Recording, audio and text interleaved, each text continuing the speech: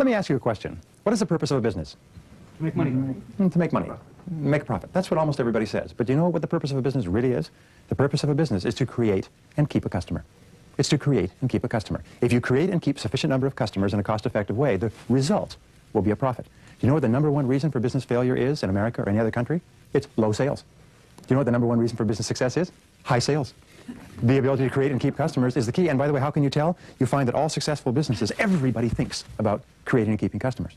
So, since you are the presidents of your own sales corporations, what is the purpose of a salesperson? What is the job of a salesperson? It is to do the same thing, isn't it? It is to create and keep customers, and your success is determined by your ability to create and keep customers.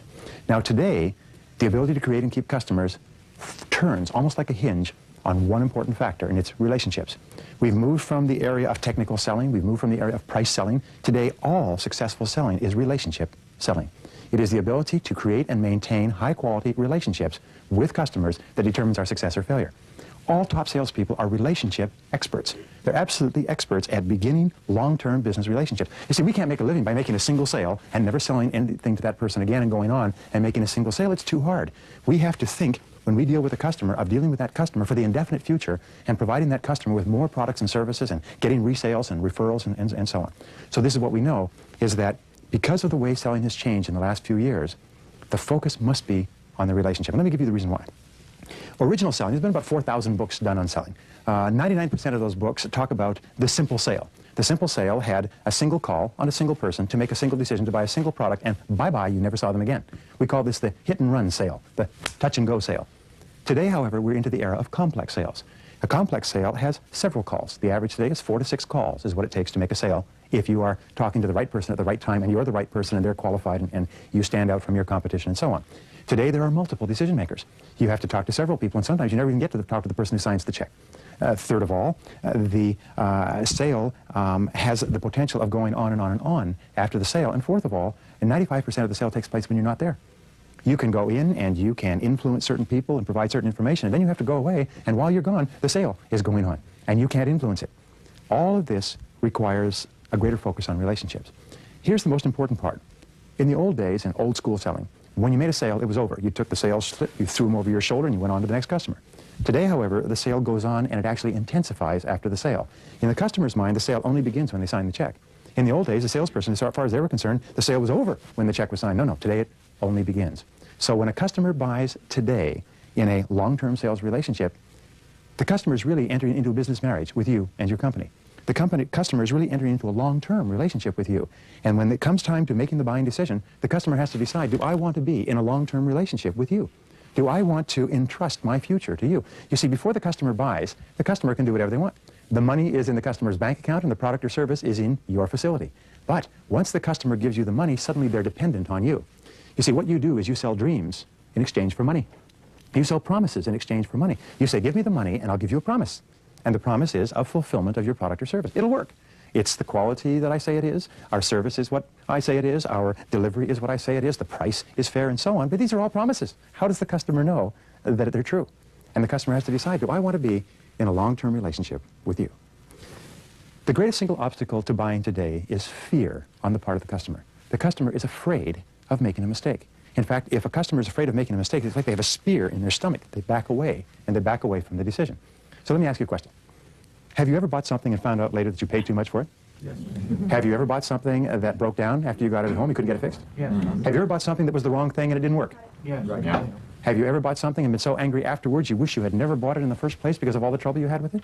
Yes. Do you know that when you call on a prospect, the prospect sees you and they say, aha, because that prospect has had 100, 1,000 experiences just like that. And they have a conditioned, visceral response. And they respond with fear, resistance, distrust, suspicion, hostility, and so on, because they see you as coming to do the same thing to them that's been done to them so many times since they bought their first cap gun at the store and it broke when they got home. This fear is the biggest single obstacle that we have to overcome. 80% of the reason why people don't buy is because they're afraid of making a mistake. Now, in modern selling today, because products and services are so complex, because the customer can't evaluate what is in your product or service, the customer has to hang their hook onto something, and it has to be their relationship with you. It has to be their feeling about you. There has to be their credibility about you. And the critical factor in modern selling is risk. And every good salesperson does everything they possibly can to lower the perception of risk. And everything that you do with a customer affects this perception of risk in some way. So therefore, the very best salespeople sell and position themselves as the lowest risk providers of their product or service, not the lowest price. You see, nobody succeeds simply by fighting on the basis of price. But you can succeed by assuring the customer that your product represents the lowest risk, the best deal, the best choice, the overall preferred solution for his or her problem, all things being equal. And if you put your relationship as the catalytic agent in it, in the final analysis, all sales are made on the basis of relationships. In fact, if a person doesn't buy from you, they say, I just don't want a long-term relationship with you. Or if they buy from your competitor, they say, I'd much prefer to have a relationship with him or her, and price is very seldom, if ever, the issue. So we say, how do you lower this concern about risk? How do you alleviate these fears? And we have the answer. I call it the new model of selling. Now, the new model of selling is different or contrasted with the old model of selling. The old model of selling is what 99% of the books are written on. The old model of selling was based on a simple sale, a single call, single decision. Hit and run, touch and go, get the check, never see the person again. The old model of selling is very much like a triangle, divided into 4 equal parts in terms of levels like 4 floors of a building. The first part represented 10% of the sale. That was establishing rapport. Hi, how are you? How you doing? How's the wife and kids? Get right down to the purpose of your business. There are still people who teach this. These are Neanderthal salespeople and sales trainers. Because it doesn't work anymore, because rapport is so important in a sale. Second of all is qualifying. Find out if they got the money before you waste any time with them. Third part was presenting. That's how you talked them out of the money that you had determined that they had. And this fourth part, 40% of the sale, 10%, 20%, 30%, 40% of the sale was closing. And we were told, and this will come as a shock to you, that buyers are liars, so close them early and often. The fact is that this is old school selling. It's hit and run selling. It's used car selling. It doesn't work today. Today we use the new model, and the new model is that same triangle, but it's flipped over, and it's an upside down model. And the first part of the new model of selling, fully 40% of the sale, is building trust. Building trust is the element that holds and that makes relationships work. Trust is the glue that makes our relationships with every single person in our life that's important to us work. And so therefore, trust, being a very fragile thing, is something that you have to be sensitive to throughout everything that you do with the customer. But trust is the critical factor. It's 40% of all of our relationships, and especially our relationships with our customers. The second part of the sale, 30%, the next level of the triangle, upside down, is identifying needs or problems. And here's the wonderful thing. When you talk to a customer about his or her needs or problems or concerns, and then listen to the answers, the customer trusts you more. And the more you ask questions and listen to the answers, the more the customer trusts you. And the more they trust you, the more they tell you. And the more they tell you and the more you listen and take notes, the more they trust you. And eventually, you can listen your way into a sale by listening so intensely that the customer will eventually tell you everything that you need to know to help them make a good buying decision. The third part of the upside-down triangle, the new model of selling, is 20% of the sale, and it's presenting. Now, presenting is different from the old model. Presenting in the old model is where you try to talk them out of the money. In the new model, you simply show them how your product or service is the ideal solution to their problem. It satisfies their needs better. It's most effective. It is really what they need. And you sort of tie and match their needs to your product features and benefits skillfully. That's the key to the very best sales activities. The last part, the last 10%, is confirming. It's closing. It's getting feedback from the customer. It's assuring that the customer understands what you told them. When you follow with the new model, building trust by identifying needs and then presenting your product or service as a solution to their problem and then assuring that they understand and agree with you, the sales almost take care of themselves. Now, here's the rule. The rule is that listening builds trust. Listening builds trust. We all trust and like the people who listen to us the most in our personal and our business lives. There's 4 keys to excellent listening. Key number 1 is to listen attentively. Listen closely. Listen without interrupting. Lean forward. Nod. Be an active listener. Be a reflective listener. Be a responsive listener, but be totally involved. Most people, when they listen, are like boxers, just waiting for a chance to get in another punch. They're waiting for the other person to take a breath so they can jump in with what they have to say. Do you know that the number 1 complaint of purchasing managers in America, year after year after year, about salespeople is that they talk too much? And the number 1 thing that customers like about salespeople is that they listen well and they listen intently to their problems. Number 2 is pause before replying. Don't jump in, pause, wait, reflect, think before responding when a customer is talking.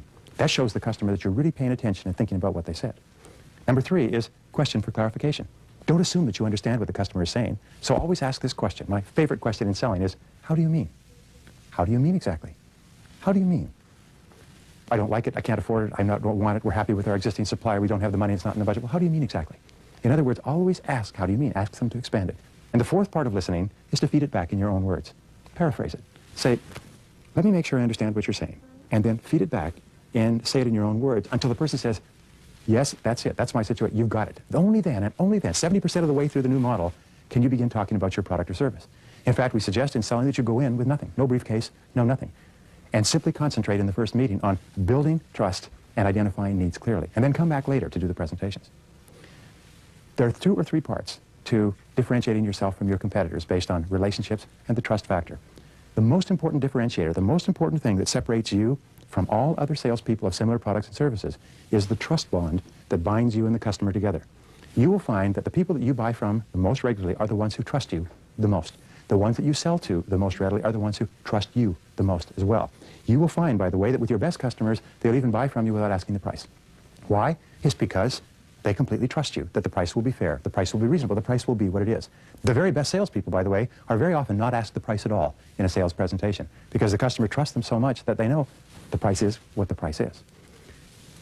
The key to success in business today, the key to success in selling, is the friendship factor. The key to success in life is the friendship factor. You'll find that the most successful men and women in every single field, including selling, are the ones who have conscientiously and systematically over the course of their lives and careers built up the greatest network of friendly relationships. If you think of your very best customer or your very best customers, the one thing that will come into your mind is that this is a person who is your friend. This is a person you like. This is a person who likes you. This is a person that when you call them, they take your call. And when you arrange to see them, they're eager to see you. And when they call you, you call them back immediately because of the level of friendship. And the three elements in friendship are time, caring, and respect. Time is the fertilizer that builds healthy relationships. Relationships require time, and the value of a customer relationship to you is determined by the amount of time that you invest with that customer. Caring is the emotional element. A person cannot buy from you until they feel that you actually care about them and their situation. And so taking the time to ask questions and to listen convinces them that you really do care. And everything that you can do to illustrate this will help you. And the third part is respect. Respecting people supports their self-esteem. People need to be respected by other people. They need to be liked by other people.